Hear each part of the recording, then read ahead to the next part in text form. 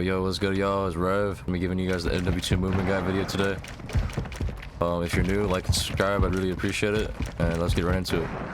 So the first thing I'm going to get started with is your controller settings. So I recommend you guys playing on bumper jumper tactical. This really helps your movement. It may take like a week or two to get used to, but trust me, it's highly worth it. Like, this helps out your movement a lot. The second thing I want to show you guys is your tactical sprint. Make sure you guys have automatic tactical sprint on. This helps a lot too. Alright, so the next thing I want to show you guys is how to get your tactical sprint to reset. I get a lot of comments asking like how I always have tactical sprint. So I'm going to show you guys how to reset it. So basically what I do to reset my tactical sprint is I just aim in, pull my stick back, and then run forward.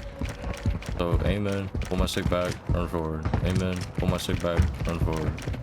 Aim in, pull my stick back, run forward. And the next thing I'm going to be going over is sliding.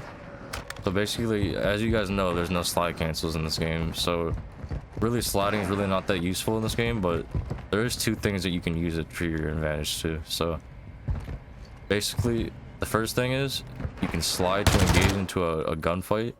So say somebody's around this corner and I can hear them. So I could slide to be less like predictable. So instead of just going out like this, it's a lot more unpredictable if I'm sliding. You know what I mean?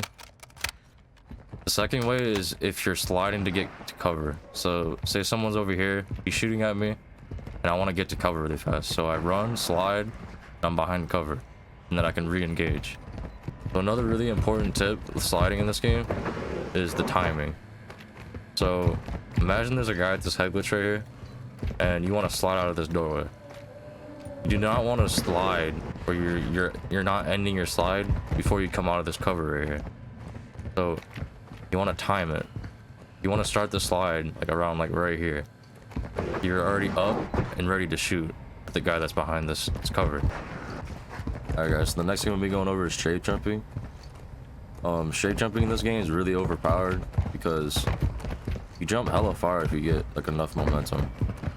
So basically what you want to do to straight jump, so pretend there's someone around this corner and I want to catch them off guard. So basically all you want to do is you want to run, get momentum, jump, and then flick your character. So just like this. So basically all I'm doing is I'm running. As soon as I go around the corner, you want to jump and then flick. It kind of makes your character go sideways as he's jumping like really fast. So you can do it around almost every corner. I really recommend doing this in this game because nobody's ever going to expect that. Usually they're just going to expect you to go around the corner like this. So you make it a little bit different, less unpredictable.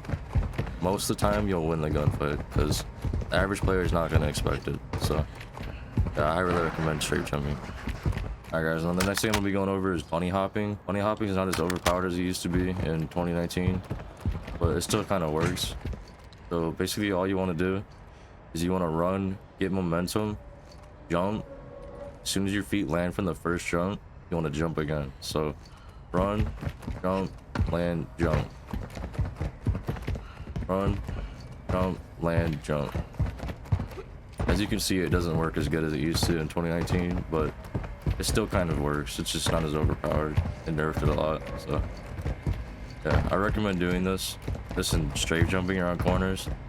Really helps you win a lot of gunfights. Alright guys, so the next thing we're going over is dolphin diving. So what dolphin diving is really useful for in this game is just to get behind cover as fast as possible. So if someone's shooting at me from right here, or it could be farther away, it doesn't matter what distance it is. All you want to do is just dolphin dive to the nearest cover. So this is a lot faster than trying to strafe jump to it, slide to it. It doesn't matter what you do, this will always save you because you're gonna be floating in midair. Like, they're not gonna be able to track you. One thing I don't recommend with dolphin diving though is doing it mid-fight. So you're shooting at someone right here and you're not using it to get to cover, you're just using it to get closer. I would not recommend doing that because as you can see, while you're in midair during the dolphin dive, you can't aim or shoot, so you're just gonna die every time. So I wouldn't recommend doing that. So the next movement mechanic I'm gonna be showing you guys is the rapid drop shot.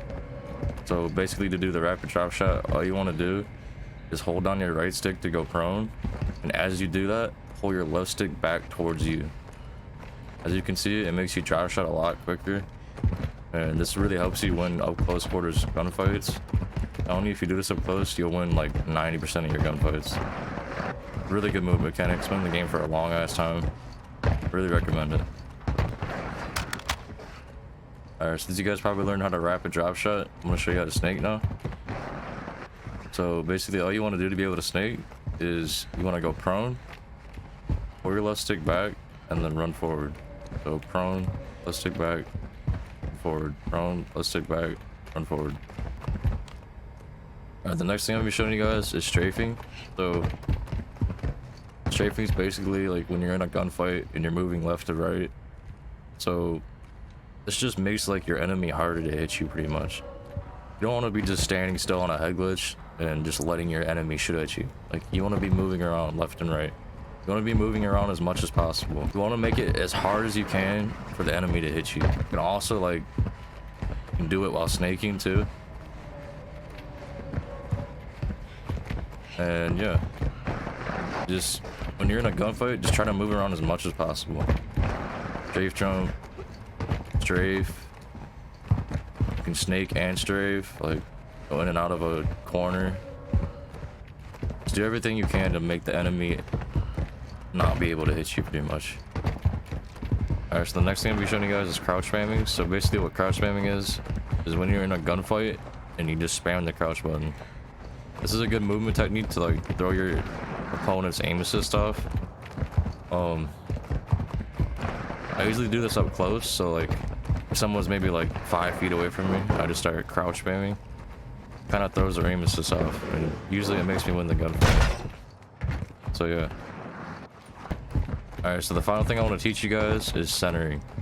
So as you guys can see, you see like my crosshair with the 4 points, the dot. You want to keep that when you're running around. You want to keep that wherever you think an enemy might be. So if I'm going around this corner, I'm going to keep my crosshair centered to where an enemy would be. So wherever you're running, just keep it lined up to wherever you think someone's going to pop out from. So I know I see a lot of people like running around with a crosshair like this, and like you're never going to be able to be ready for an enemy if they're there. Like, you're just going to die because their centering is probably going to be better than yours, and they're going to get their gun up faster and be able to kill you because you're running around like this. So you want to keep your crosshair as straight as possible. So every corner you turn around, you want to keep it to wherever an enemy might be. And that's basically it. The last thing I wanted to show you guys in this video is my DS4 settings. I've seen you guys have been asking for it a lot, so here's what I like to play with. You guys can copy it if you'd like.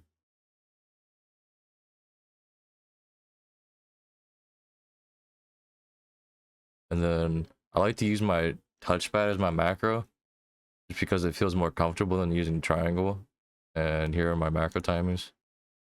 You guys like to copy this as well. That's it for my DS4 settings. Alright, that's gonna be it for the movement guide. Hopefully this video helps you guys out. Make sure you like and subscribe. Really appreciate it. And I'll catch you on the next one. Peace.